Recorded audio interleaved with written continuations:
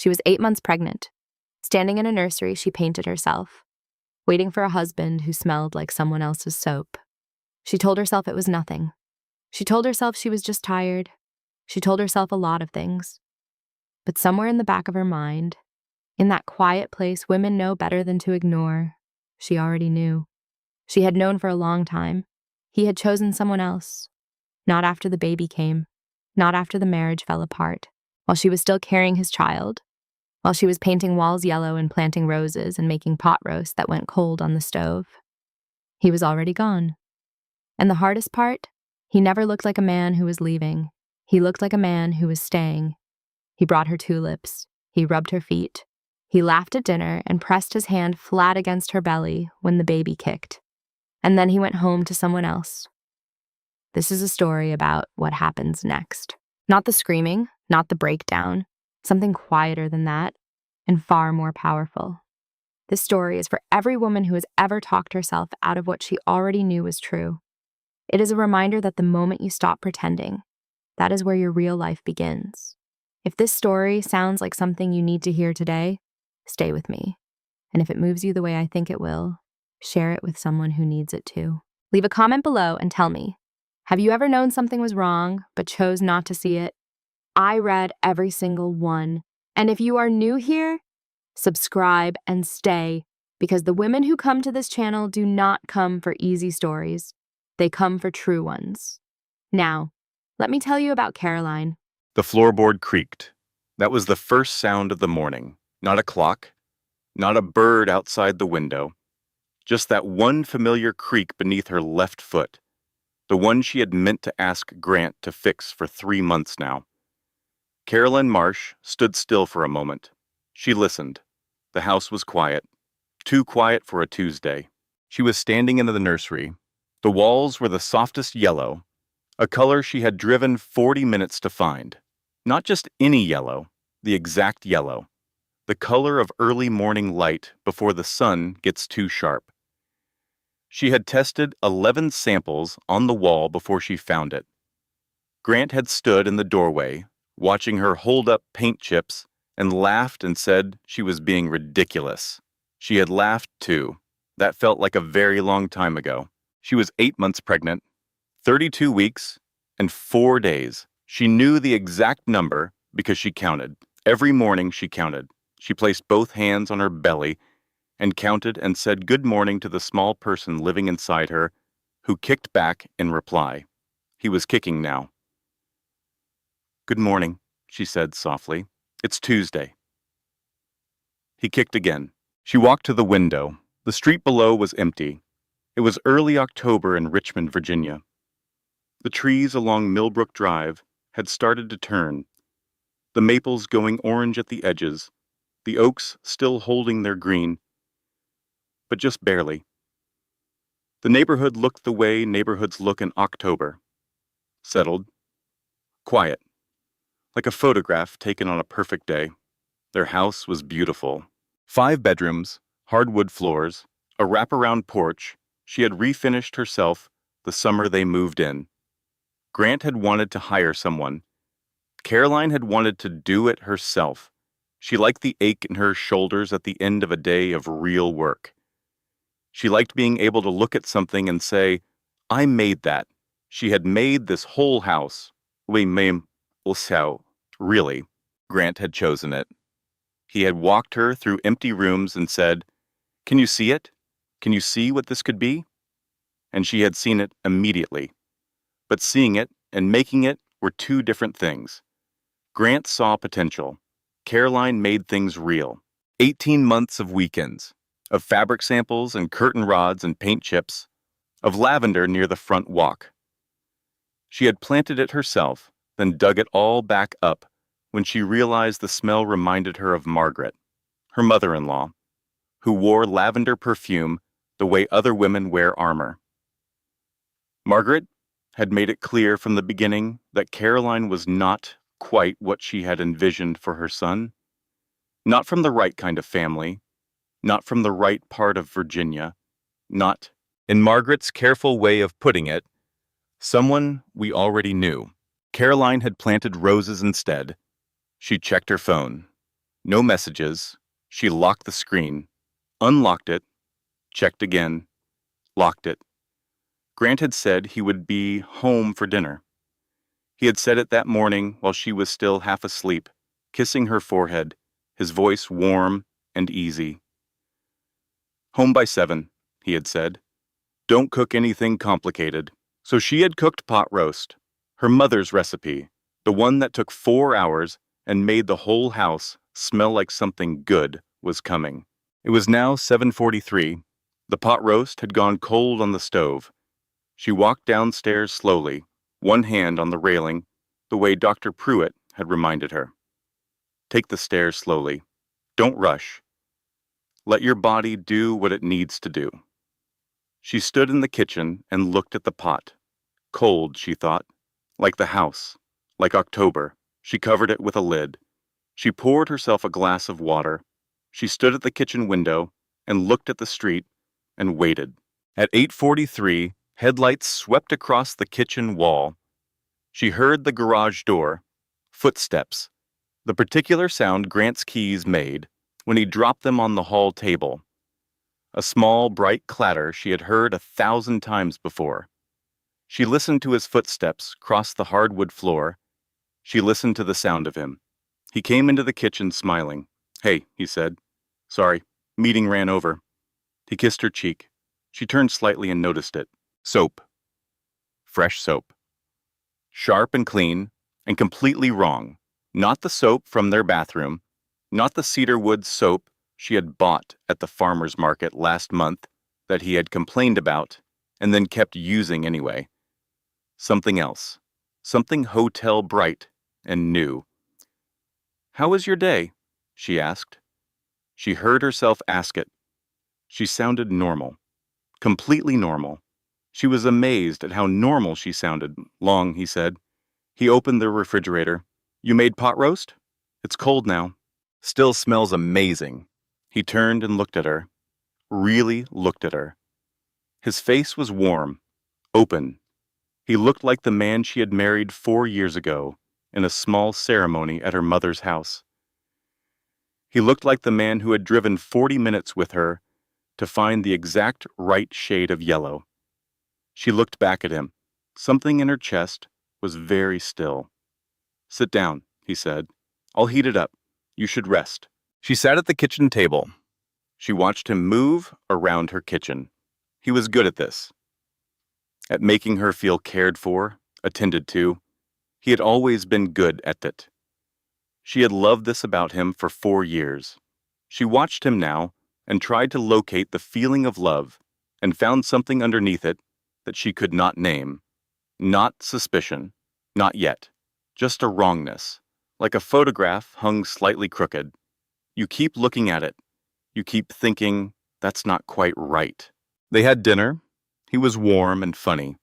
He asked about the baby and pressed his palm flat against her belly when Silas kicked. He told a story about his colleague Marcus that made her laugh so hard she had to hold her sides. She laughed. She meant it.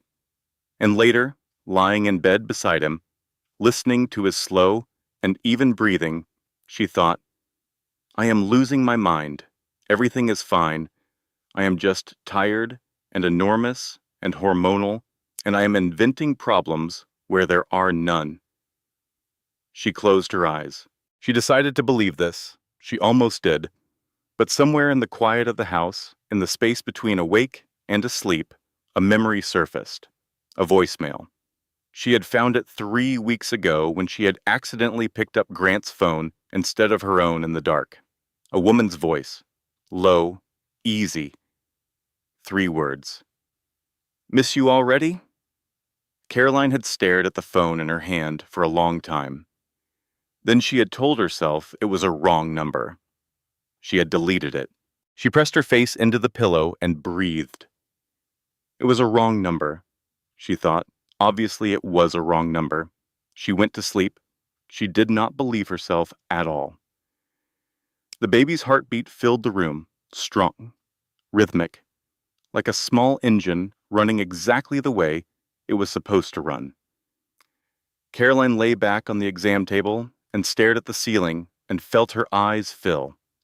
She always cried at this part. "He is doing beautifully," Dr. Helen Pruitt said.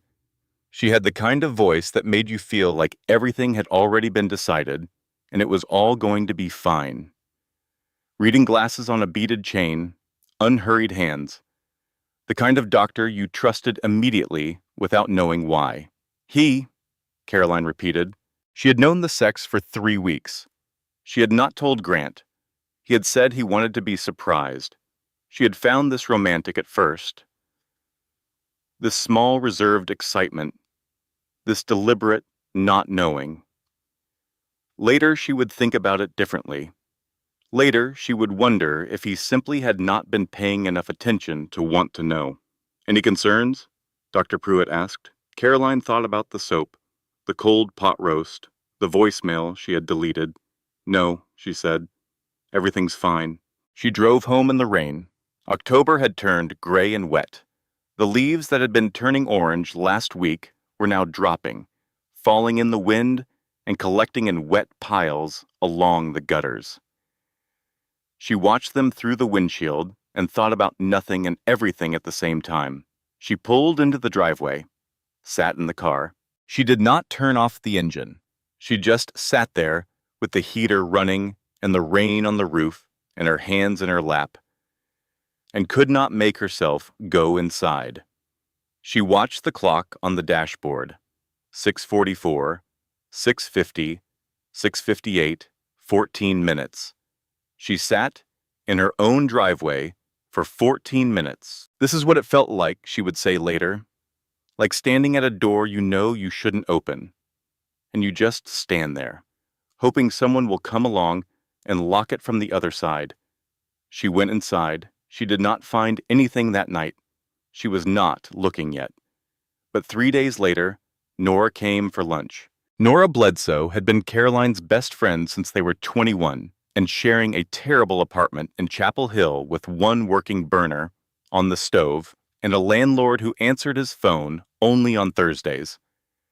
Nora was the kind of woman who said exactly what she thought and apologized only when she was wrong, which was not often. She arrived with sandwiches she had made herself, turkey and avocado. She set them on the table without ceremony and sat down and looked at Caroline with a particular expression. Caroline knew that expression. "What?" Caroline said. It was not a question. "I saw Grant," Nora said, "last Thursday, on Pendleton Street." Silence. "He wasn't alone." Caroline's hands went still on the table. "Who was with him?" she asked. "A woman. Dark hair. Young. They were close." The kitchen clock ticked. Caroline could hear it very clearly all of a sudden. She was aware of every sound in the room. The rain against the window, the refrigerator hum, the clock. "He mentioned a new hire," Caroline said. "Someone he's been mentoring, from the design division." Nora looked at her. That look, the one that said, "I love you, and I will not say what I am thinking." "Okay," Nora said. "He mentioned her specifically. He said she's talented but needs guidance." "Okay," Nora said. Again. She did not eat her sandwich. Neither did Caroline. They talked about other things. Nora's sister, a movie Nora had seen, the baby's room, which Nora had not yet seen and which Caroline offered to show her. They walked upstairs together, and Nora stood in the yellow nursery and said, "Caroline, this is perfect." "I know," Caroline said. She did know. She had made it perfect. She had made every inch of this house perfect. She went back to the kitchen after Nora left and stood in the middle of it alone. She thought about the soap, the conference last month, the phone calls Grant took in the garage, the early morning runs he had started 3 weeks ago, every Tuesday, Thursday, and Saturday, leaving before 6 and coming back smelling clean and calm. She had noticed 2 weeks ago that his running shoes were completely clean, the soles dry, no trace of road or grass or track. She had told herself He must use the indoor track. She had filed it away. Now she took it out again and looked at it. Clean shoes, hotel soap, a woman on Pendleton Street, a voicemail she had deleted. She picked up her phone. She opened Grant's contact in her phone. She stared at his name. Then she put the phone in her pocket and went to check on dinner. She was not ready. She would know when she was ready. She was not there yet. The week moved slowly. Grant was warm, attentive. He brought home flowers on Friday, yellow tulips, her favorite, as if he had specifically recalled the detail and deployed it. He was home for dinner every night. He assembled the mobile above the crib on Saturday morning, cursing at the instructions in the cheerful way of men doing small home projects, while she sat in the rocking chair watching him and drinking decaf. He made her laugh 3 times that Saturday. She let herself believe again. This was the cruelest part, not the suspicion, the relief when the suspicion seemed wrong. The way she leaned into the good weekends like a plant leaning toward light, telling herself, "See, it was nothing. You worried for nothing. He is right here, he was right here, and he was somewhere else entirely." She did not know that yet, not fully, but her body knew. Her body had known for a while. The confirmation. Whisper arrived quietly one night. She was lying in bed in the dark, and Grant was asleep beside her, and the house was still, and she thought, very clearly, "I'm not crazy. I know what I saw." She pressed her lips together. She thought it again. "I'm not crazy. I know what I saw." 3 days later, Nora called. No hello. Just, "I found out her name, Delia Ford." Delia, 29 years old, a graphic designer at a firm called Harlow Creative in downtown Richmond. Originally from Charlottesville, had been at Harlow Creative for 2 years, had known Grant as best as Nora could determine for over 14 months. 14 months. Caroline sat in her car in the parking lot of her obstetrician's office and held that number. 14 months. She had been pregnant for 8 months. The affair, if that was what it was, and she knew by now that it was, had begun 6 months before she ever took a pregnancy test. It had been running, quiet and parallel, through all of it. Through the positive test, and the first ultrasound, and the morning sickness, and the day they painted the nursery. Through all of it. He had been living 2 lives at the same time, and she had been living in only one of them. I was so stupid, she thought. All the signs were there. The soap, the shoes, the conference with no conference, the voicemail I deleted because I did not want to know. I saw all of it. I just kept choosing not to see it. She did not cry. She was surprised that she did not cry. She felt something colder and quieter than tears. Like the moment you step outside on a morning when the temperature has dropped overnight and the cold hits your face, and for just 1 second you are completely, starkly awake. Awake, she thought. Finally awake. She called Nora. "I need a day," she said. "Just 1 day. Take 2, Nora said. "Take as many as you need." "1, Caroline said. "I just need 1. She drove to Bird Park. It was 11 in the morning on a Thursday, and the park was mostly empty. A few dog walkers, a man on a bench reading a newspaper, 2 small children throwing bread at ducks near the pond. She found a bench with a view of the water and sat down and pulled her coat around her enormous belly and looked at the ducks. She sat there for nearly an hour. This was the breathing space the situation demanded. Not analysis, not planning, not yet. Just sitting in the October cold, watching ducks on a gray pond, and letting the truth arrive at full size. He has been lying to me for over a year. She let that sit. I was pregnant. I am still pregnant. She let that sit too. He made a child with me while he was with someone else. While I was growing his son inside my body. While I was painting nursery walls and testing yellow paint chips and planting roses, because lavender reminded me of his mother. While I was doing all of that, he was somewhere else, with someone else. She placed both hands on her belly. Silas kicked. Hi, she thought. I'm going to fix this. I promise. She drove home. She made herself a sandwich she did not eat. She sat at the kitchen table and she looked at the household filing cabinet in the corner of the study. The one Grant always handled because she had trusted him completely with the finances. It was one of the things she had loved about him, that steady, organized management of numbers and accounts. She had never really looked through it herself. She opened it now. She found the insurance documents she needed. She found the tax returns. She found the mortgage paperwork and the car titles and the folders labeled in Grant's neat handwriting. And then, at the very back, behind a folder marked Home Repair, she found a credit card she did not know existed. The statements went back 14 months. Her hands were completely steady. She did not know why. Later she would think about this, the strange calm that arrived in the moment of worst discovery. As if her body had decided, you have been preparing for this for months. You are ready.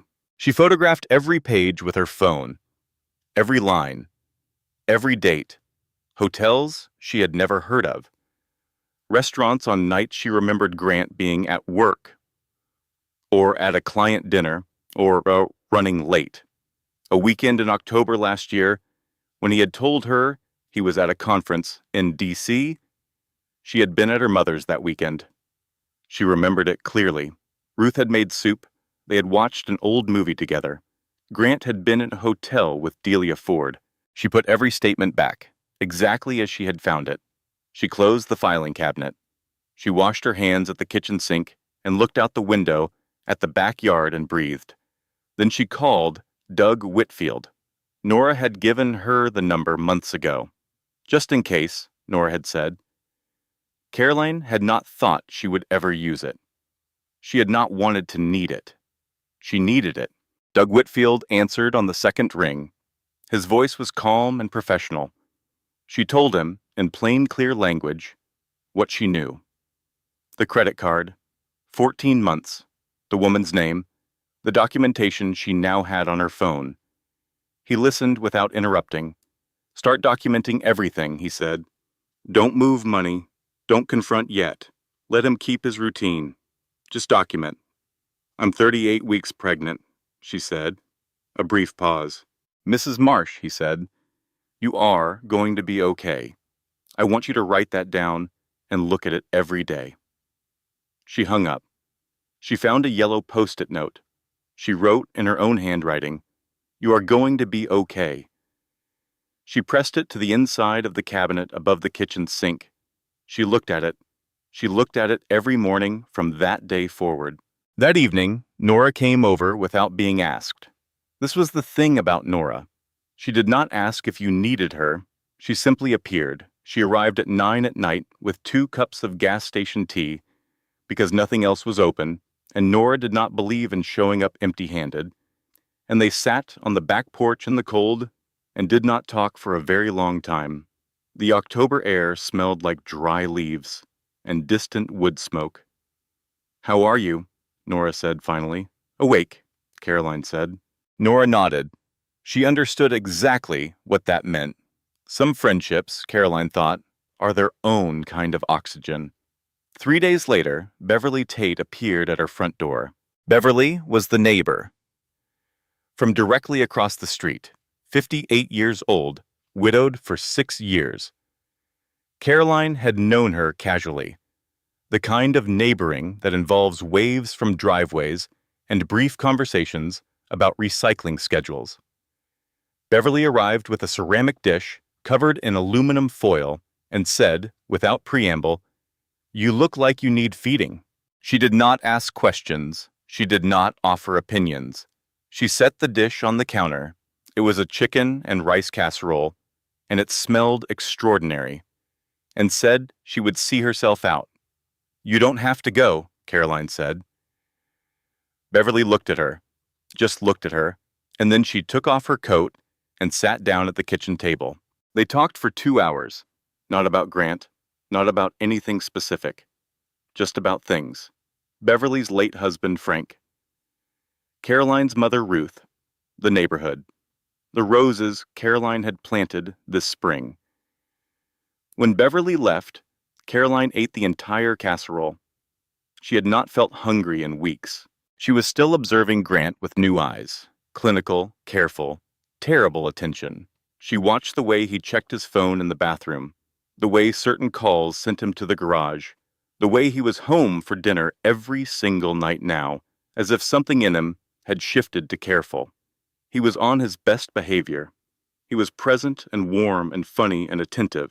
The better he behaved, the colder she felt inside, because she knew now that this was not love. This was management. He was managing her, and she had been allowing it for 14 months. She stood in the nursery that evening after Grant had gone to sleep. The yellow walls, the wooden mobile, the little birds she had painted herself. She said it out loud, quietly, to no one, to Silas, to herself. "I deserve better than this," she said. The words felt strange in her mouth, strange and necessary and true. "We both do," she said. She placed both hands on her belly. Silas kicked twice. She took that as agreement. Grant announced the conference on a Monday night. He was casual about it, almost too casual. He said it over dinner the way you mention a dentist appointment or a hardware store run. Something unremarkable, already decided, requiring no discussion. "I've got a work thing this weekend," he said. "Thursday through Sunday. There's a conference in Charlotte." "Which firm?" she asked. He told her, a design industry conference, biannual. He had attended once before 2 years ago. She remembered it. She had driven him to the airport. "I'll ask my mother to come stay," she said. He looked relieved. "That's a good idea. You're so close to your due date." She nodded. She waited until he was out of the house the next morning. Then she called the conference hotel directly. She gave the hotel name he had mentioned. She asked the front desk if they had a reservation under Grant Marsh for that Thursday. The woman checked. No reservation under that name. She asked if there was a conference booked for the dates he mentioned. There was no conference. She thanked the woman. She hung up. She sat at the kitchen table and looked at her hands folded in front of her on the wood surface. She was not surprised. She had been expecting exactly this. What surprised her was the stillness, the absolute, complete stillness of her own body. No racing heart, no tears, just this clear, cold, unshakable knowing. He is going to spend this weekend with Delia Ford. He has done this before. He will do it, unless she stops it. She called Doug Whitfield. She told him about the conference. He told her what she had already decided. Wait. Let him go. Document the dates and the lie. They would use it. She texted Ruth. Ruth called back immediately. "Come Thursday," Caroline said. "I'll explain later." "I'll be there Wednesday night," Ruth said. Ruth arrived Wednesday evening with 2 bags of groceries and her reading glasses on her forehead, and the particular expression she wore when she was worried but had decided not to show it. She made soup. She did not ask questions. She sat with Caroline after dinner, and they watched television together, and when the program ended, Ruth said simply, "Whatever you need." "I know," Caroline said. "Thank you." Grant left Thursday morning. He hugged her carefully, the way he had learned to hug her, now that she was very large and easily off balance. He said he would call every night. He kissed her forehead. She watched his car until it turned the corner and disappeared. He did not call Thursday night. He texted instead, having dinner with colleagues. Talk tomorrow. He did not call Friday either. She did not reach out. She and Ruth cooked together and walked slowly around the block twice a day and watched movies in the evenings. Ruth did not ask. Caroline did not explain. They existed together in the house with the yellow nursery and the wooden mobile and the post-it above the kitchen sink. and it was almost peaceful. Sunday night, Grant came home. He was tanned, relaxed. He smelled like sunshine and something floral that was not her shampoo and not the soap from their bathroom. He dropped his bag in the hall. He came into the kitchen where Caroline was sitting alone. Ruth had quietly gone upstairs. And he said the conference was great, very productive, lots of good contacts. He felt energized. He poured himself a glass of whiskey. He leaned against the counter and talked for several minutes about sessions he had attended and people he had met. Carolyn sat at the kitchen table and listened. She watched him lie. He was so good at it, so fluent. Not a hesitation, not a flicker. He had practiced this so many times that it no longer cost him anything. He told lies the way other people tell the time, automatically, without effort, without thought. When he paused to take a drink, she said, from across the kitchen, in a voice that she barely recognized as her own, "How was Delia?" The silence that followed was its own answer. She watched his face change. Not panic, something behind the eyes that was calculating, moving through options. Deny, deflect, attack. He chose attack. "Who told you that?" he said. His voice had an edge now. "Was it Nora? I knew she would, I found the credit card," Caroline said. "I have 14 months of statements." He stopped. "I called the hotel," she continued. Her voice was even. She was watching it from outside herself. This voice, this composure. There was no conference in Charlotte. There was no reservation under your name. His jaw tightened. She looked at him across the kitchen. The man she had married, the man she had loved and trusted and built a life with, the man whose child she was carrying. "I am 38 weeks pregnant with your son," she said. "I have been making excuses for you in my own head for months. I have been choosing not to see what was directly in front of me. And I need you to tell me right now, how long?" The clock on the wall. Tick, tock, tick. "Grant, over a year?" he said. The words came out flat, tired. She breathed. "Are you in love with her?" Silence. Such a long silence. "Yes," he said. She nodded. She picked up her glass of water. She took a drink. She set it down. Such a small, ordinary movement. Her hands did not shake. She could not understand why her hands did not shake, but they did not. "I would like you to leave tonight," she said. "I'll have Doug Whitfield's office contact you." Grant stared at her. He looked genuinely confused. He had expected something different. Tears, screaming, begging. He had braced for something loud and terrible. He had perhaps wanted it. It would have made him feel less pathetic. It would have given him something to respond to. She gave him nothing. "Caroline, please go," she said. "I'm very tired." He stood there another moment. Then he went. She heard him moving through the house, drawers opening, closet doors, the particular sounds of a man collecting the minimum necessary to leave. 30 minutes, maybe 40. Then the front door, then the car, then silence. She sat at the kitchen table for a long time after his headlights swept across the wall and disappeared. Then she did something she could not explain afterward. She walked to the bathroom. She turned on the tub. She got in fully clothed, jeans, sweater, socks. She lay back in the warm water and stared at the ceiling and felt the water rise around her and let it hold her for a while. 4 minutes, she counted. 4 minutes of complete silence except for the water. Then she got out. She peeled off her wet clothes. She dried off. She put on her robe. She went to the kitchen and looked at the post-it above the sink. "You are going to be okay." She believed it. For the first time, she actually believed it. Ruth was awake. Of course, Ruth was awake. She was sitting in the armchair in the guest room with her reading glasses on and a book in her lap that she clearly had not been reading. When Caroline appeared in the doorway in her robe, with her hair wet and her eyes dry and her expression composed, in that way that is somehow more alarming than tears. Ruth set the book down. She did not say anything. She opened her arms. Caroline walked across the room and sat on the edge of the bed and leaned against her mother.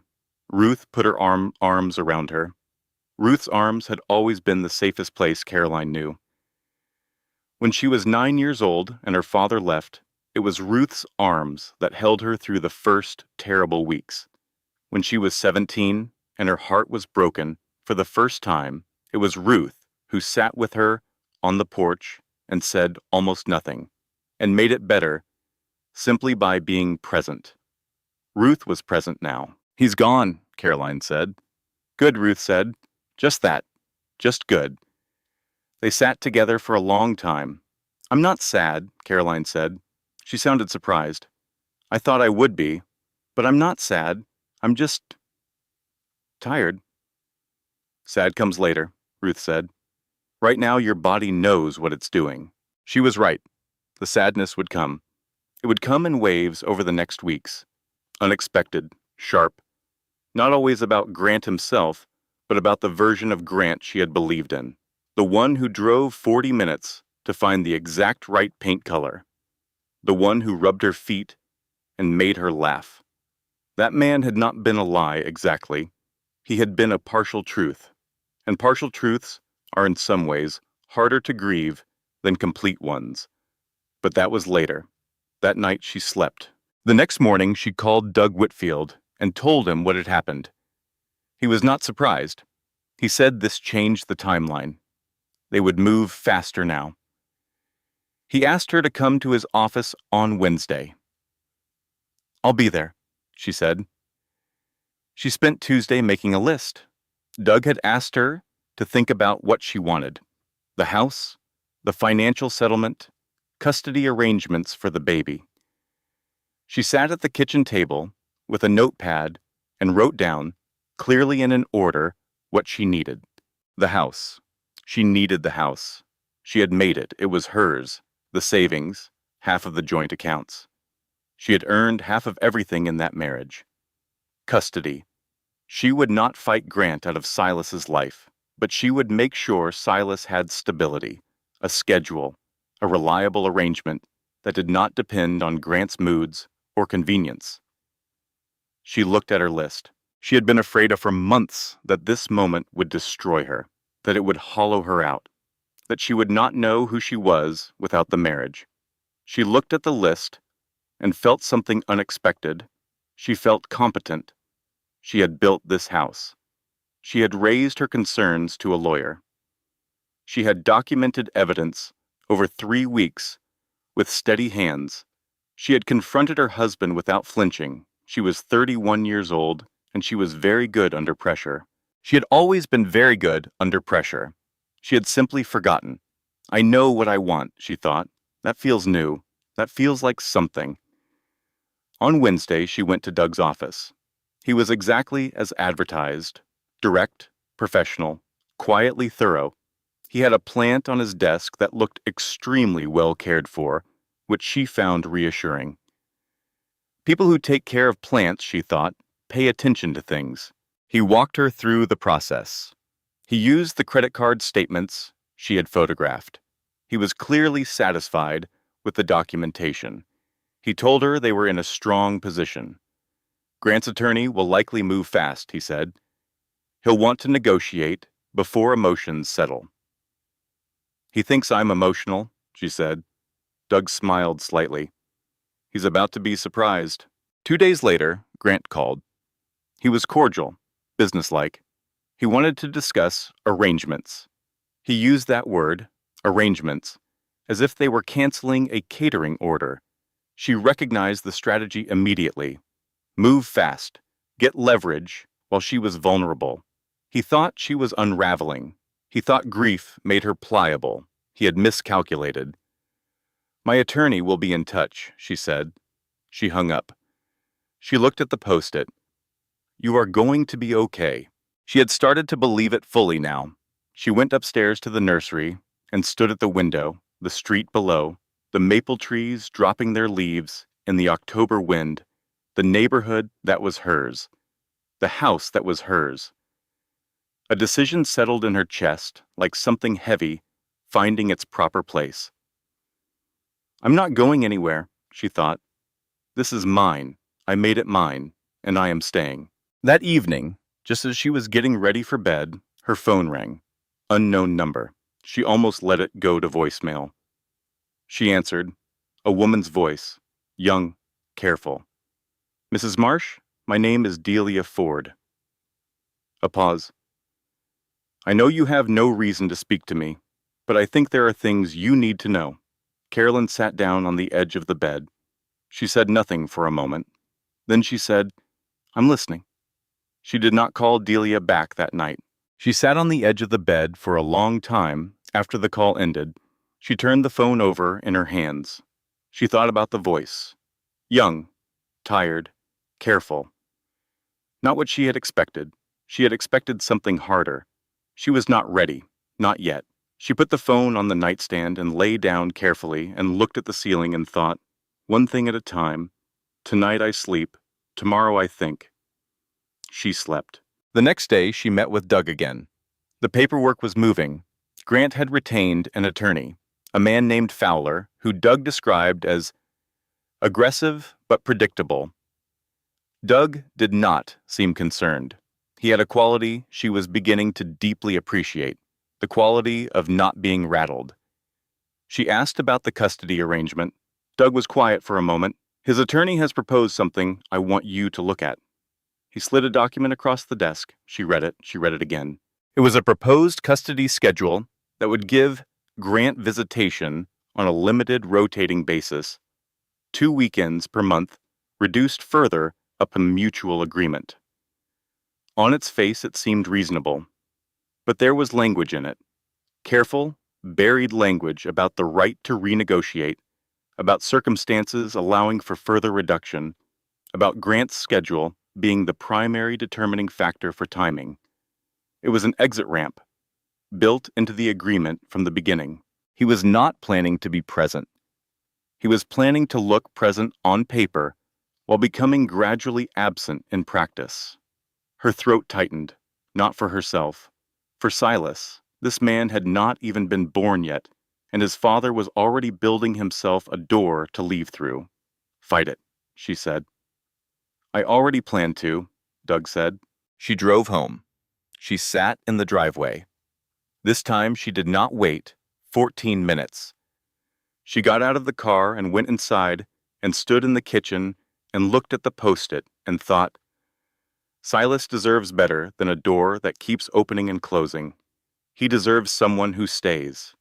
I will be the one who stays. She picked up her phone. She called Delia Ford back. Delia answered immediately. Silence on both ends. 2 women holding phones across a city, measuring what this moment cost. I don't want to fight, Caroline said. I want to understand. Delia's exhale was long and quiet. I don't want to fight either. They agreed to meet Thursday morning. A coffee shop called Birchwood on the north side. Neutral ground, public, quiet at that hour. Caroline chose it. She arrived early. She was enormously pregnant, and she moved slowly, and the barista, a young man with kind eyes, immediately said, Please sit anywhere. I'll bring it to you. She sat by the window. Delia arrived 3 minutes later. She was smaller than Caroline had imagined. Dark hair, cut to the jaw, a gray coat. She looked exactly as tired as she had sounded on the phone.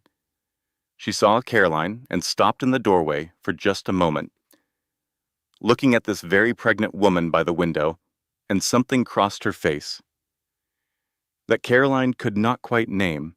Delia sat down across from her. Thank you for coming, Delia said. Thank you for calling, Caroline said. Silence. The coffee shop around them was warm. Someone nearby was playing quiet music. Outside, Richmond traffic moved past the window. Tell me, Caroline said. Delia told her. Grant had approached her at a networking event 14 months ago. He had been warm, attentive. He had called her twice the next day. He had told her, early and clearly, that his marriage was essentially over.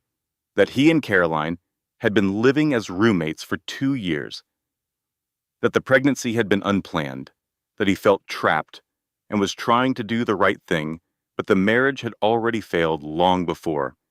She had believed all of it, every word, because he said it with such certainty, such quiet, reasonable certainty, the same voice he used to read contract clauses and explain renovation timelines. The voice of a man who had thought things through and arrived at facts. "When did you stop believing him?" Caroline asked. Delia looked at her hands around her coffee cup. "I saw you," she said. "At the grocery store. You were about 6 months pregnant.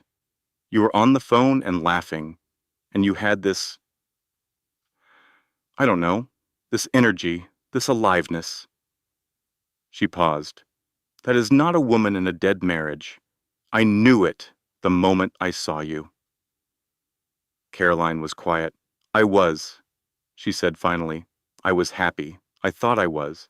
Something passed between them in that moment. Not friendship, not quite, but a recognition. Two women looking at the same man from different sides of the same lie and seeing him clearly for the first time. "He's been pulling away from me too," Delia said. "For about a month, I've started to see the same things you described. The canceled plans, the phone in another room, the explanations that don't quite—" She stopped. "He does not have the capacity for fidelity," she said. "I know that now." Caroline looked out the window at the street. She thought about saying, "I know. I tried to tell myself he did." She thought about saying, "You should have left him alone." She thought about saying a great many things. She said, "Thank you for telling me." Delia nodded. She wrapped both hands around her cup. "I'm sorry," Delia said. "I know that doesn't—" "I know," Caroline said. They sat for a few more minutes. They talked about small things, the coffee, the neighborhood, what each of them was going to do next, neither with specifics, just the general shape of moving forward. When Caroline stood to leave, slowly, both hands on the table, Delia stood too. "Will you be okay?" Delia asked. Caroline looked at her.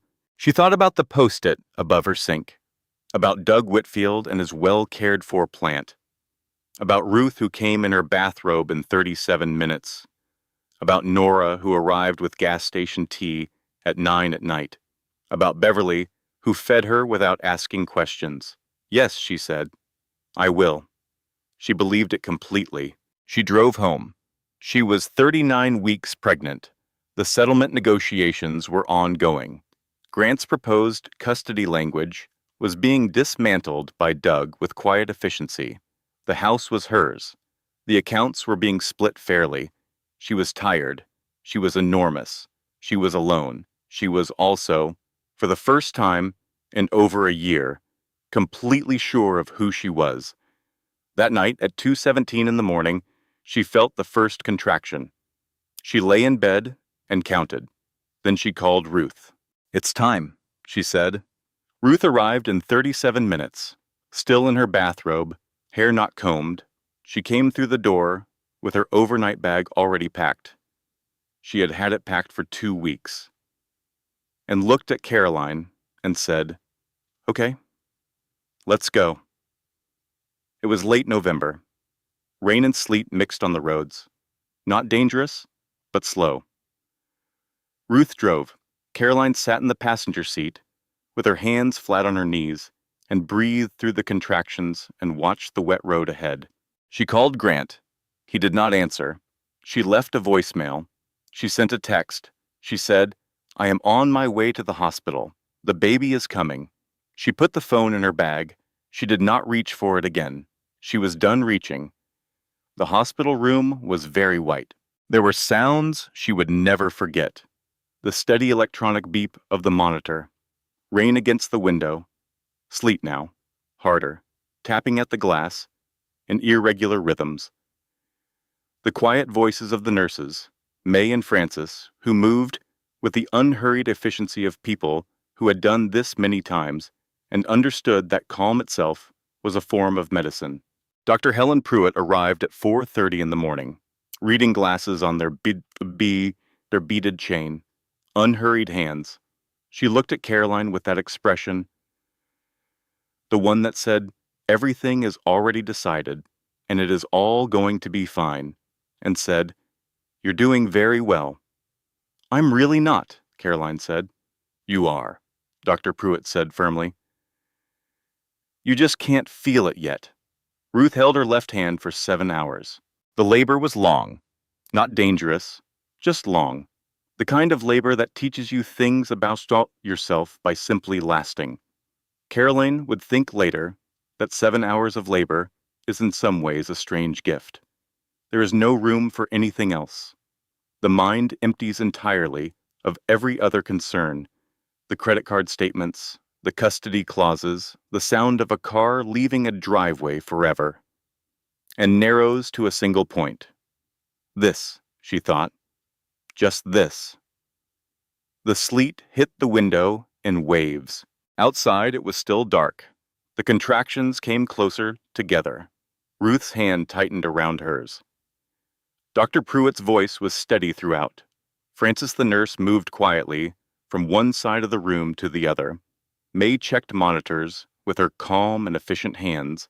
At 9:14 in the morning, on a Thursday in late November, with sleet on the window and Ruth crying in the corner, and the electronic monitor beeping steadily, and Dr. Pruitt saying, there he is, in that quiet, steady voice. Silas James Marsh was born. 7 pounds, 4 ounces, a full head of dark hair. He opened his eyes immediately. This was what the nurses remarked on, that he opened his eyes right away before almost anything else, and looked around with the unfocused, searching gaze of someone newly arrived who wanted to understand where they had landed. Dr. Pruitt placed him on Caroline's chest. She looked at him. He looked back. "Hello," she thought. "I have been waiting for you. I'm sorry it's been so complicated out here. I'm going to fix that. I promise you, I'm going to fix that." She was crying. She did not notice when it started. She was aware of Ruth's hand on her back, and May's quiet voice saying something kind, and the weight of Silas against her chest. This perfect, specific, irreducible weight. And she thought, starting over feels impossible, but staying would have been worse. And this, right here, right now, is worth all of it. Grant arrived at the hospital 4 hours later. He was composed, not frantic, not disheveled in the way of a man who drove frantically through traffic. He had taken his time. He was wearing a clean shirt. He stood in the doorway of the room holding a small blue stuffed bear he had bought, clearly, in the hospital gift shop downstairs. The bear still had a gift shop price tag on its ear. Ruth did not leave the room. Caroline held Silas and looked at Grant and saw him. Fully, finally. Without any of the protective filters she had maintained for years. Not the man she needed him to be, not the man she had tried to believe in, just himself. A man who had made choices and was standing in a doorway holding a gift shop bear with a price tag still on it. "He's beautiful," Grant said. "Yes," Caroline said. "He is." Grant held Silas for 12 minutes. She watched carefully. He was genuinely careful with the baby. She would give him this. Whatever else he was, he handled his son carefully. Then he handed Silas back. He said he would call. He looked at Caroline one more time with an expression she could not read, and then he left. The room felt better after he left. She was aware of this immediately. The air changed. Ruth exhaled. Even Silas, impossibly, seemed to relax.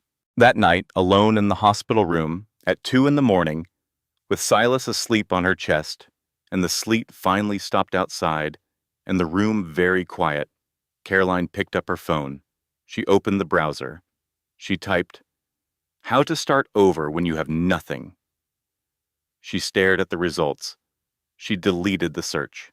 She tried again. She typed, "What do single mothers need to know?" She read 3 articles. They were not helpful. She put the phone down. She pressed her lips to the top of her son's head. His hair was impossibly soft. He smelled like something new and clean and entirely his own. We have each other, she thought. That's not nothing. That is actually everything. The next morning, Ruth arrived with breakfast from the hospital cafeteria. Scrambled eggs that were too dry and toast that was too pale and orange juice from a small plastic container. It was terrible. They laughed about it. And in the middle of that laughter, in the thin November light coming through a hospital window, with sleet still drying on the glass, Caroline felt something loosen in her chest, something that had been pulled tight for over a year. It loosened. "There you are," Ruth said, watching her. "Here I am," Caroline said. She meant it. She was here. She was completely here. The settlement was finalized 6 weeks after Silas was born. Doug Whitfield called her on a Wednesday morning while Silas was asleep in the swing and Ruth was at the grocery store and the house was very quiet. He said, "It's done." She stood in the kitchen in her robe with a cup of coffee, going cold in her hand, and said, "Tell me." He told her. The house was hers.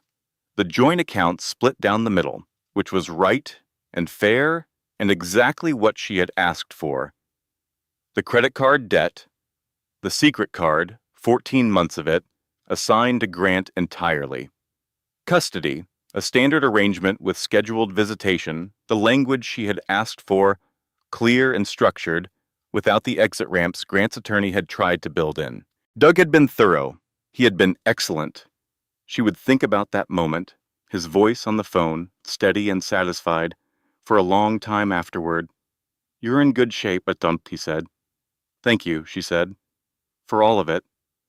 After she hung up, she stood at the kitchen window and looked at the backyard, the roses she had planted that first spring, the garden bed she had put in along the fence, the yard she had shaped and tended, hers. She looked at the post-it above the sink. "You are going to be okay." She took it down. She looked at it one more time. Then she folded it up small and put it in the kitchen drawer. She did not need it anymore. Silas was 6 weeks old, then 2 months, then 4 months. The house reorganized itself around him, his schedule, his sounds, his particular needs. Ruth came every weekend. Beverly Tate from across the street appeared on Tuesday mornings without fail, knocked twice, and held Silas while Caroline showered and ate a real breakfast. Nora arrived every Thursday evening with takeout and sat on the kitchen floor with Silas and made faces at him until he laughed. The village, Caroline thought. You always hear about the village. You always think it's something other people have. She had one. She had built one without knowing it. She went back to work at 4 months postpartum. Landscape architecture. She had stopped working when they moved to Richmond because Grant had suggested she might want time to settle in, to find her footing in the new city. And she had agreed without really agreeing. It had simply happened. 1 month of settling in had become 6, and then a year, and then she was pregnant, and the question became complicated. She contacted her former boss, a woman named Patricia, who ran a small but respected firm out of Charlottesville, and had, 3 years ago, told Caroline she had an excellent eye and real talent. Patricia answered her email within 2 hours. "When can you start?" Patricia's email said. She started the following Monday. Part-time at first, 2 days a week, working from home when Silas was napping, Beverly watching him, 2 mornings at Patricia's small Charlottesville office. Then 3 days, then a major project, a full garden redesign for a historic property outside the city, demanding and detailed and extraordinary.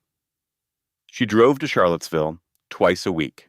She had a thermos of coffee and a playlist she made herself and 2 hours each way to think without interruption. She loved it. She had forgotten how much she loved the thinking time, the specific, focused pleasure of a problem with a solution. Grant's visits began to change in the months after the settlement. He came on the scheduled weekends, at first. He was awkward with Silas. Not cruel, not indifferent, but awkward in the way of a man not accustomed to being present. He held the baby stiffly. He did not know what to do with silence. Then he came less. A schedule conflict, a work trip, a rescheduled weekend. Doug filed notices. Grant's attorney responded with apologies and rescheduled dates. It was, Doug explained with his characteristic evenness, a pattern he had seen before. "What do I do?" Caroline asked. "Document it," he said, "and keep doing what you're doing." She kept doing what she was doing. She taught herself to bake bread. This happened on a Sunday morning when Silas was 7 months old. Ruth had given her their mother's old recipe, written on a stained index card in their grandmother's handwriting, passed down through 3 generations of women who had made things with their hands. Caroline found the card in a kitchen drawer and looked at it for a long time. She made the bread. She ruined the first loaf, and the second.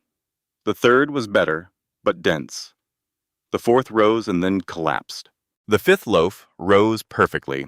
She stood in her kitchen at 7 in the morning with flour on her shirt and Silas asleep upstairs and the smell of fresh bread filling every room of the house.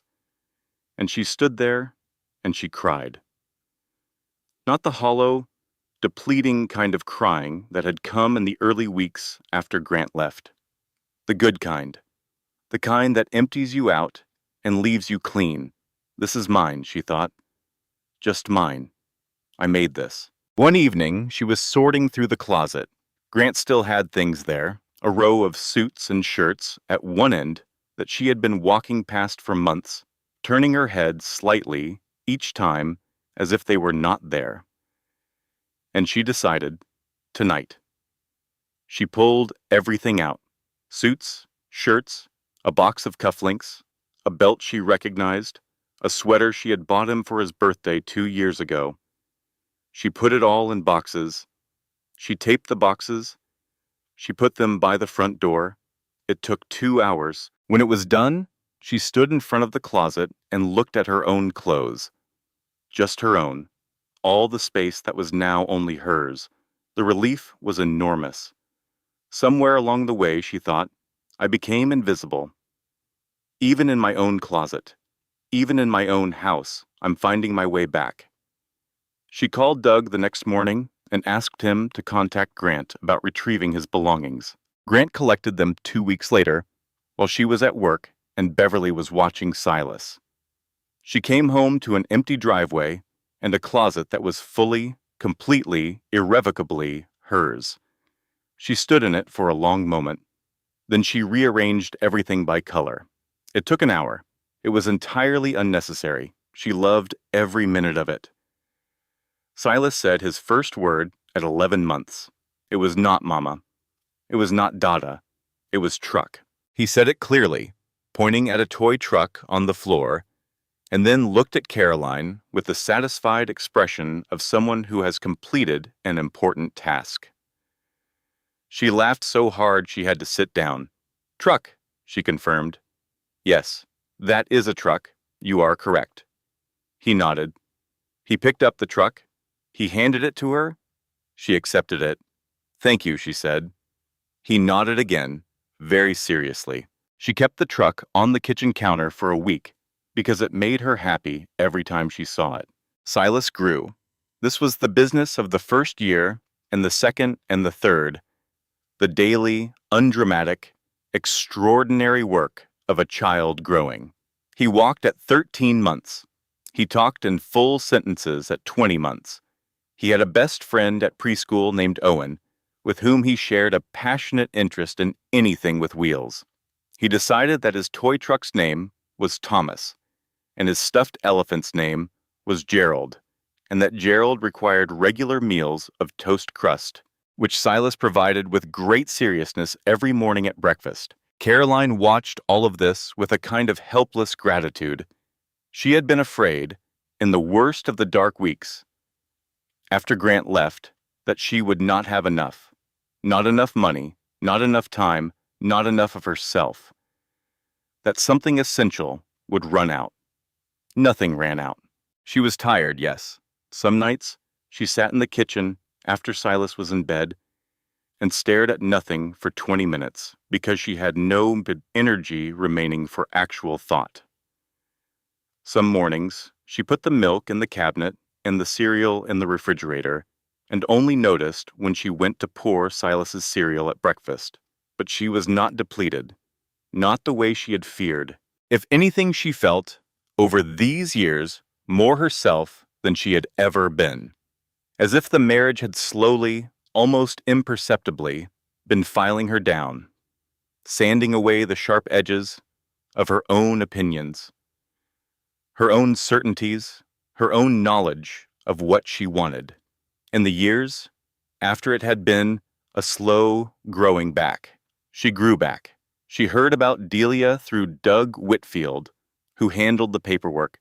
Delia had a baby 18 months after Silas was born, a girl named Lily. Grant was the father. He and Delia did not stay together. Just as Delia had predicted that morning at the coffee shop, Grant had moved on. He was paying child support. He was not consistently present. Lily existed. Lily had dark hair, like her mother, and she was, by all accounts, perfectly fine. She had not asked to be born into this situation any more than Silas had. Then came the news about Pamela. Grant remarried. 2 years after their divorce was finalized. A woman named Pamela, 41, who had 2 boys of her own from a previous marriage, 8 and 10 years old when she and Grant married. Solid boys, apparently. Active. Grant had, for a period, tried to be the stepfather he had not managed to be as a father. Caroline sat with this information for a long time. She had expected anger. She had expected a sharp, familiar bitterness. What she felt instead was something different. She looked at Silas, who was on the kitchen floor attempting to feed Gerald a piece of buttered toast. Silas, Lily, and Pamela's 2 boys, 3 children, calling Grant Daddy. She thought about the word Daddy, the weight of it, the promise embedded in it, the particular trust of a small person who uses that word without condition, without reservation, without yet having learned that the word can be unreliable. He had that. 3 children who called him that word, and he was present for none of them the way they deserved. My story, she thought, is not about him. My story is this. She looked at Silas. He looked up from Gerald and the toast.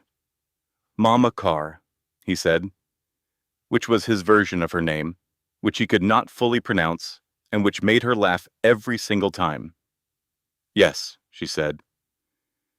Gerald is hungry, he said. Then feed Gerald, she said. He returned to the task with great seriousness. She watched him. My story is this, she thought again.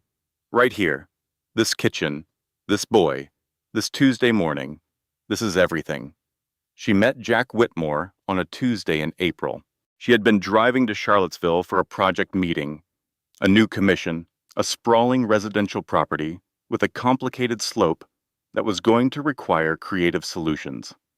She stopped at the coffee shop she always stopped at on the drive, a small place called the Mill Pond, with good coffee and a counter that looked out at the Blue Ridge foothills. She sat at the counter. He was 2 stools down, a book open in front of him that he was clearly not reading because he kept looking out the window at the mountains with the expression of someone working through a problem. She noticed his book because she had read it. She had read it twice, actually. It was a book about architecture and memory, about how buildings hold time inside them. She did not plan to say anything. That one changed how I think about regret, she said. He looked up. He was 44. She would learn this later. He had kind eyes and ink on his left hand from a drafting pencil. He was, it turned out, an architect who worked mostly on restoration projects, old buildings given new purposes. He had a quiet, unhurried quality that she recognized and trusted immediately, the way you trust a house with good bones. They talked for 45 minutes. He did not ask for her number. She did not offer it. When she paid and said she had to go, he said simply, "I'm here most Tuesdays." She drove to Charlottesville thinking about this. She drove home thinking about it still. She did not go the next Tuesday, or the one after that. The third Tuesday, she went. He was there. They talked for an hour about buildings and memory and the particular satisfaction of restoring something old to usefulness, about what it meant to take something that had been neglected and make it inhabitable again. She thought, driving home, that this was a strange and apt conversation for where she was in her life. She went back the Tuesday after that, and the one after that. 6 months passed in this way, slowly, unhurried. He learned about Silas. She learned about his work, his daughter, from a previous relationship who was 12 and lived with her mother in Roanoke. The restoration project he was currently working on. A 100-year-old mill outside Staunton that was going to become a community arts center. He came to Richmond one evening and had dinner with her and Silas. This was, she recognized, significant. She thought about it carefully for 2 weeks before she said yes. Silas inspected Jack Whitmore with the thoroughness of a 3-year-old conducting due diligence. He walked up to Jack with a toy truck in each hand and held one out. Jack took it. "Is that Thomas?" Jack asked. Silas stared at him. "How do you know, Thomas?" "I like trucks," Jack said. Silas considered this. "Okay," Silas said. He sat down beside Jack on the living room rug, and they drove trucks together for 30 minutes while Caroline made dinner and tried not to smile too obviously. He passed. She texted Nora later. 3 exclamation points, Nora replied. 3! Spring arrived in Richmond the way it always does. Not gradually, not predictably. One morning in early April, the temperature shifted, and everything that had been holding back, the forsythia, the redbuds, the Bradford pears along Millbrook Drive, came forward all at once. The neighborhood transformed overnight, yellow and pink and white against the blue of a sky that had finally decided to be warm. Silas was 4 years old. He was 4 and afraid of nothing, and entirely his own person. He had strong opinions about breakfast, toast with butter, specifically his mother's homemade bread. About bedtime, unnecessary. About Gerald the elephant. Gerald required 3 stories per night, minimum, and about trucks in general. The topic on which he was willing to talk to any adult who showed interest. He had not yet asked the question. Caroline knew it was coming. She had been preparing for it in the quiet way you prepare for things you cannot prevent.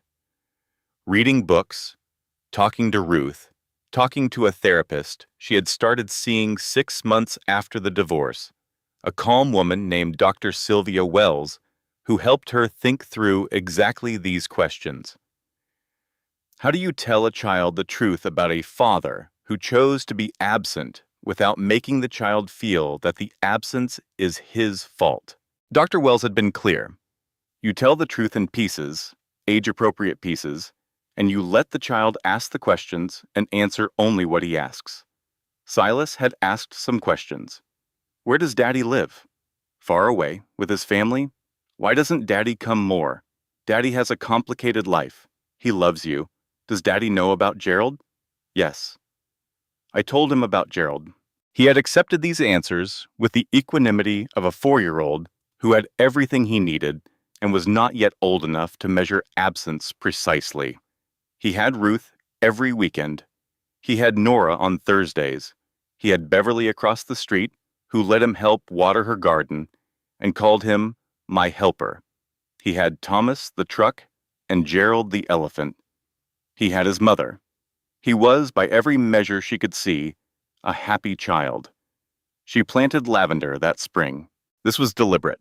She had ripped it out years ago because of Margaret, because of the perfume, because of the particular cruelty of a smell that reminded her of a woman who had made it clear she was not quite good enough for the family she had married into. She planted it again. She decided she was done seeding things to bad memories. She drove to the same specialty nursery where she had once bought paint chips, 40 minutes, deliberately, and she chose the lavender herself and planted it on a Saturday morning while Silas dug industriously beside her in his own small patch of dirt, which he called Gerald's garden, which contained rocks he had chosen because he thought Gerald would like them. She pressed the lavender into the soil. She tamped it down. She watered it. She stood up and looked at the front of the house. It looked right. It looked exactly right. That evening, she sat on the porch, April light coming through the maple trees, the street quiet, Silas asleep upstairs. The house behind her, warm and lit, the lavender not quite visible in the dusk, but there. She knew it was there. She thought about the woman who had stood in this house 4 years ago. In the nursery with the yellow walls, 8 months pregnant, checking her phone 3 times in a row, sitting in a parked car, unable to go inside, photographing credit card statements with steady hands in the dark. She thought about that woman with something that was not quite pity and not quite admiration, just recognition. That was me, she thought. That was where I was. She had been so certain that the worst thing that could happen was losing the marriage. She had organized her entire understanding of safety around keeping it intact. The house, the husband, the life that looked like a photograph of a perfect life. She had treated that photograph as if it were the actual thing, as if the appearance of safety was the same as safety itself. She had been wrong. The worst thing that had happened was not the loss of the marriage. The worst thing that had happened was the 14 months before she lost it. The 14 months of choosing not to see. The slow, daily diminishment of her own instincts. The woman who checked her phone 3 times and told herself everything was fine. That was the loss. Not the house, not the husband, the loss of her own certainty about herself. And she had found it again. Slowly, in pieces, in 14-minute increments, sitting in a parked car, and bathtubs full of water, and 5 loaves of bread, before one rose correctly, and credit card statements photographed with perfectly steady hands. She had found it again. The prison door, she thought, had been unlocked the whole time. I was my own jailer. And then one day I just walked out. And the air on the other side was not what I expected. It was better. Her phone buzzed. She looked at it. A text from Jack. She could see the first line in the notification. She picked up the phone. The coffee shop has a new patio, he had written. Supposed to be warm Tuesday. Come see it? She looked at the text. She read it again. She held the phone in both hands and sat with the feeling it produced. Not excitement, exactly. Not the breathless kind she remembered from being young. Something quieter. A warmth that started in her chest and spread outward. The feeling of a door opening in a direction she had not expected. She thought about the Tuesday mornings at the mill pond. The way he looked out at the mountains. The ink on his hand. The way he had sat on the floor with Silas and driven trucks with the seriousness of someone who understood that this was important. The way he showed up when he said he would. This, she understood, was what she had learned to value. Not grand gestures, not the warmth that arrived with flowers on Friday and disappeared by Wednesday. The ordinary reliability of a person who did what they said they would do. She typed, Tuesday. She locked the phone.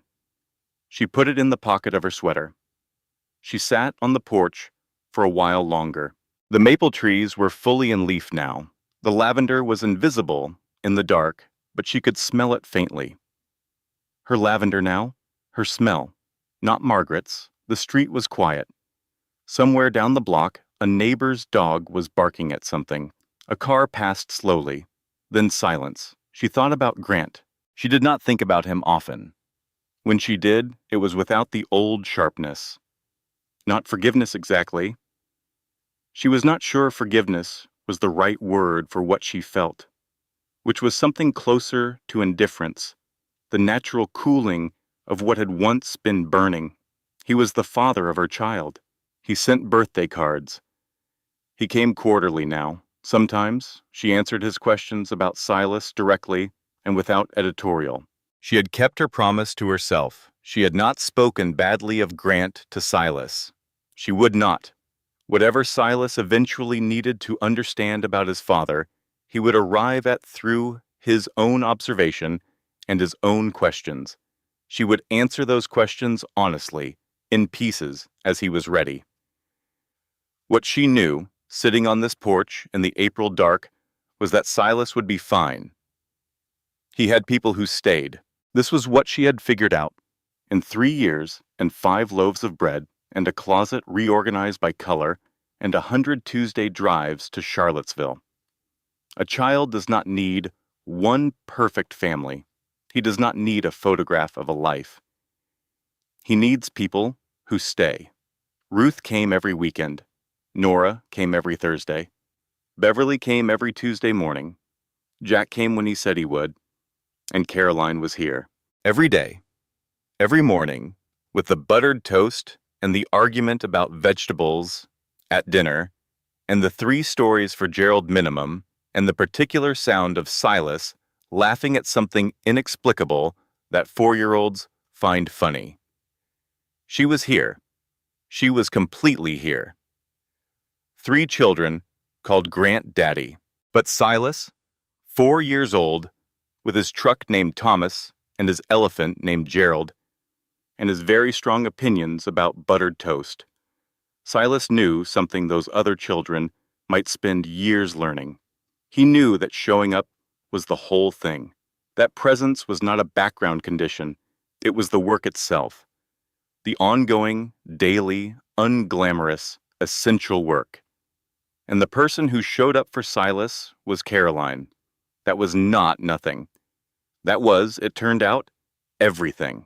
She sat on the porch until the temperature dropped and her sweater was not enough. Then she went inside.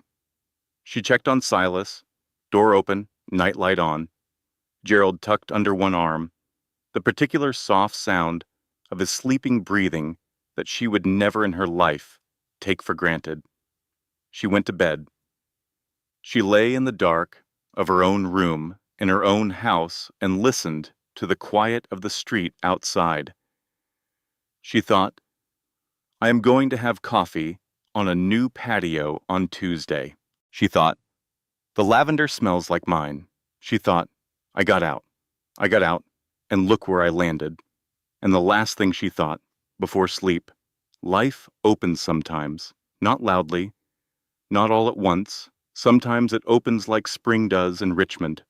One morning, you wake up, and everything that was holding back has simply come forward, all at once, yellow and pink and white, against a sky that finally decided to be warm. Sometimes it opens like a text message that says, come see it. And you type one word back, and you lock your phone, and you go to sleep, and when Tuesday comes, you go. Because you have learned, finally, truly, fully learned, that you are the kind of woman who goes. You were always that woman. You just had to find your way back to her. And here you are. Here you are. We have come to the end of Caroline's story, but I want to sit here with you for just a moment longer. Because this story is not really about a cheating husband. It is not about an affair or a divorce or a credit card hidden in the back of a filing cabinet. Those are the events. But the story, the real story, is about something that happens long before any of that. It is about the moment a woman begins to make herself smaller, not because someone forces her to, but because she is trying to keep something intact, trying to keep the photograph looking right, trying to keep the peace, keep the house, keep the version of her life that she worked so hard to build. Caroline did that for over a year. She saw the soap. She saw the shoes with clean soles.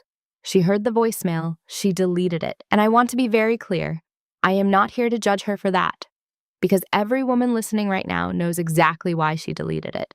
You delete it because you are not ready, because you have built a life around someone, because you have a baby on the way and a yellow nursery and roses planted by the front walk, because being wrong about this person means being wrong about everything, and that is terrifying. So you file it away, you make the explanation, you tell yourself you are just tired, but here is what Caroline learned, and what I want you to take with you today. The truth does not get smaller when you ignore it. It waits. It is patient. It will be there when you are ready. And when you are finally ready, when you stop explaining and start seeing, something unexpected happens. You do not fall apart. You go still. Caroline went still. She photographed 14 months of statements with completely steady hands. She confronted her husband with a glass of water and a voice that did not shake. She got in a bathtub, fully clothed, because her body needed somewhere to put everything it was feeling. And then she got up. She dried off. She looked at a Post-it note on her cabinet, and she believed it. That steadiness, that terrible, quiet composure, is not something Caroline found on the day she needed it. She had been building it her whole life, in her mother's kitchen, in a terrible college apartment, in every hard thing she had faced and moved through without asking for applause. We build ourselves in the ordinary days. We do not know we are doing it, but we are doing it. Every morning you show up, every time you choose truth over comfort, every loaf of bread you bake until the fifth one rises, you are building the woman you will need to be. And when the worst day comes, and for some of you it already has, and for some of you it is coming, you will find her there, waiting, steadier than you expected. There is one more thing.